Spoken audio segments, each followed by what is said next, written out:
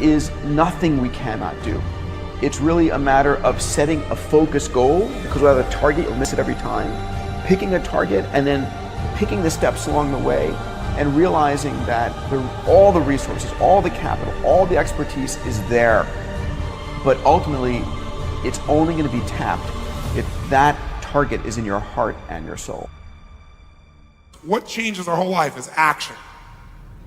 Why don't we take action? Fear. What do we got to do to get ourselves to do it? We got to make sure that we push ourselves through it by making a decision. The point in which change happens is a decision. Every change in your life that you want will come from something simple, a decision. See, a real decision is not like a preference. It's not like where you say, I'll try it and see. That's not a decision. Decision comes from Latin. It means like incision, to cut off from. Decision is when you cut off any possibility except the thing you're committed to. It's like that is it.